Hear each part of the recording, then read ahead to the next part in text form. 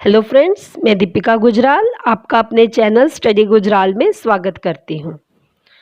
आज मैं आपको गोस्वामी तुलसीदास जी के बारे में बताने जा रही हूँ।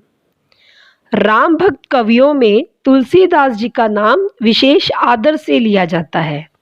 इनका जन्म 1532 ईस्वी में माना जाता है। यह कहा जाता है कि इनका जन्म सोरो नामक ग्राम में हुआ था। इनके पिताजी का नाम आत्माराम था तथा इनकी माता का नाम हुलसी था। मूल नक्षत्र में उत्पन्न होने के कारण इनके माता पिता ने इन्हें त्याग दिया था। जब ये पैदा हुए तो ऐसे नक्षत्र थे, जब ये बोला गया, विद्वानों ने ऐसा कहा कि यह सब पर भारी है, लेकिन यह आगे चलकर बहुत बड़ा काम करेंगे। कुछ अनिष्ट या अमंगल से बचने के लिए इनकी माता ने अपनी दासी चुनिया को इनको सौंप दिया था और अगले ही दिन उनकी मृत्यु हो गई थी। जब यह 5 वर्ष के थे तब इनकी माता, जिन्होंने इसका पालन पोषण किया था, यानी मुनिया का भी देहांत हो गया था। कहा जाता है कि माता पार्वती जी और भगवान शिव जी ने स्वयं इनका पालन पोषण किया था। इनकी माता के देहांत के बाद इन्होंने दर दर की ठोकरें खाई, अनेक कष्टों को सहा। बाद में बाबा नरहरिदास ने उन्हें सहारा दिया। ये उनके गुरु थे।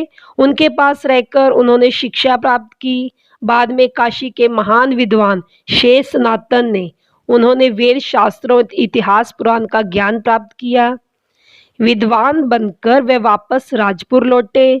तब दीन बंधु पाठक ने अपनी पुत्री रत्नावली से इनका विवाह करवा दिया। वे अपनी पत्नी रत्नावली से बहुत प्यार करते थे।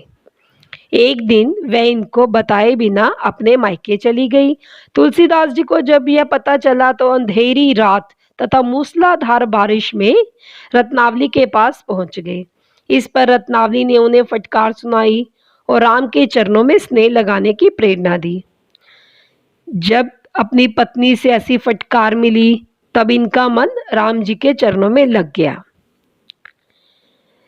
जब इनकी पत्नी ने इन्हें कहा कि लाज ना लागत आपको, दौरे आवे साथ, धिक धिक ऐसे प्रेम को कहाँ कहूँ मैं नाथ। जब अपनी पत्नी के मुख से ऐसी शब्द सुने तो उनका हृदय गलानी से भर गया। उन्होंने संसार को त्याग कर अपना सारा जीवन भगवान राम की आराधना तथा भक्ति परक साहित्य लिखने में लगा दिया। तुलसीदास जी ने अनेक रचनाएं लिखी। तुलसीदास के नाम से 37 पुस्तकें स्वीकार की जाती है, लेकिन इनमें से तुलसी के प्रामाणिक ग्रंथ 12 हैं। वह रामचरितमानस, वैराग्य संदीपनी, पार्वती मंगल, जानकी मंगल, रामाज्ञा प्रश्न, दोहावली, कवितावली, गीतावली, कृष्ण गीतावली और विनय पत्रिका। तुलसीदास ने अपने काव्य में राम को विष्णु का अवतार मानकर उन्हें ईश्वर पद प्रदान किया है। सोई दशरथ सुत हित कौशलपति भगवान, उन्होंने माना है कि राम ही धर्म का उद्धार करने वाले हैं तथा उनमें शील, शक्ति और सौंदर्य के गुण विद्यमान हैं। राम के माध्यम से कवि ने अपने काव्य में आदर्श समाज की कल्पना की है।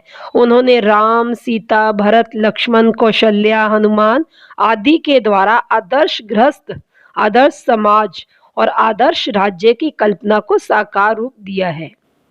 इनकी रचनाओं का मूल रस शांत है, लेकिन स्थान स्थान पर अन्य सभी रसों का सुंदर प्रयोग दिखाई देता है। कवितावली के बालखंड में वात्सल्य रस के सुंदर उदाहरण दिए गए हैं। तुलसीदास जी एक श्रेष्ठ कवि और सच्चे लोकनायक हैं। इन्होंने अपनी काव्य में जीवन के विविध रूपों को प्रस्तुत किया है। इन्होंने अवधी और ब्रिज भाषाओं का सुंदर प्रयोग किया है। इनकी अधिकांश रचनाएं अवधी में है, लेकिन विनय पत्रिका ब्रिज भाषा में है। इनके प्रबंध काव्य में दोहा, चौपाई, छंदों का प्रयोग अधिक है, तो मुक्त काव्यों में गीति शैली की प्रधानता है। इन्होंने उर्दू, फारसी, भोजपुरी आदि शब्दों का भी प्रयोग किया है। तुलसीदास जी वास्तव में उत्कृष्ट कोटि के भक्त कवि हैं। इन्होंने अनेक रचनाएं लिखी, इन्होंने शास्त्रों का ज्ञान हासिल किया, इन्होंने अपनी इंद्रियों पर नियंत्रण किया, इन्होंने अपनी इंद्रियों पर इस प्रकार नियंत्रण किया कि इन्होंने रामचरितमानस लिख डाली। इन्होंने रामचरितमानस में एक आदर्श समाज, आदर्श गृहस्थ, आदर्श राज्य की कल्पना की, जिसे साकार रूप दिया। गोस्वामी तुलसीदास जी का स्वर्गवास 1623 ईस्वी में हो गया। फ्रेंड्स, अगर आपको तुलसीदास जी से रिलेटेड कोई भी डाउट है तो आप मुझे बताइए, मैं आपके डाउट को क्लियर करूंगी। और अगर आपको मेरी ये वीडियो पसंद आई है तो इसे लाइक कीजिए, सब्सक्राइब कीजिए। Thank you.